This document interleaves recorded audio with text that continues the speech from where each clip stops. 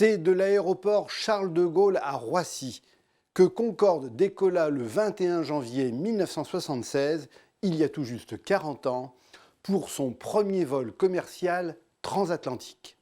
Un Paris-Rio de Janeiro qui emmena une centaine de passagers triés sur le volet, dont une certaine Aurélie Houillet, une mamie de 82 ans qui, quelques années plus tôt, avait effectué le premier voyage inaugural du paquebot France.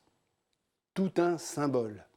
Concorde, surnommé le bel oiseau blanc, incarne en effet à cette époque le prestige de la technologie française, mais aussi la réussite d'une Europe naissante qui, en pleine guerre froide, vient de remporter la bataille que se livrent depuis des années Russes, Américains et Européens pour être les premiers à mettre au point un avion supersonique grand public et devenir ainsi le leader de l'aviation commerciale dans le monde.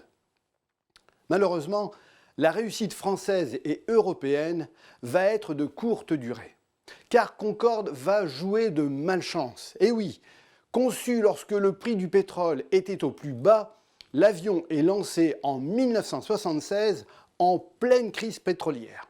Et comme il consomme 4 fois plus de kérosène qu'un avion normal, les compagnies étrangères qui s'apprêtaient à l'acheter renoncent à passer commande.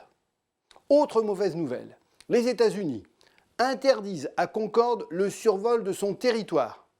Trop polluant, trop bruyant. En fait, les États-Unis veulent préserver la domination de Boeing sur les liaisons commerciales internationales. C'est un énorme coup dur pour Concorde, conçu pour relier l'Europe à l'Amérique et mettre New York à 3h30 de vol. Privé de ses liaisons les plus rentables, Concorde se rabat sur des liaisons moins courues, Rio de Janeiro, Caracas, Bahreïn, qui ne lui permettent pas de faire le plein de passagers. Les pertes s'accumulent.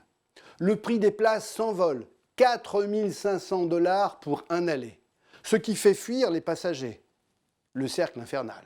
Conçu comme une Formule 1, le bijou technologique devient une aberration économique. Concorde continuera pourtant encore de voler 27 ans grâce aux subventions de l'État. Le prestige national n'a pas de prix. Jusqu'au coup de grâce, il surviendra le 25 juillet 2000, lorsqu'un Concorde se crashera accidentellement à Gonesse, près de Roissy, quelques minutes après son décollage. Une pièce métallique qui traîne sur la piste crève un réservoir. 113 morts. Une catastrophe qui précipite la fin de cet avion mythique dont le dernier vol a lieu le 31 mai 2003.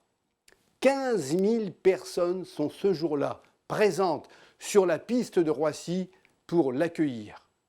Le plus bel avion du monde vient de tirer sa révérence.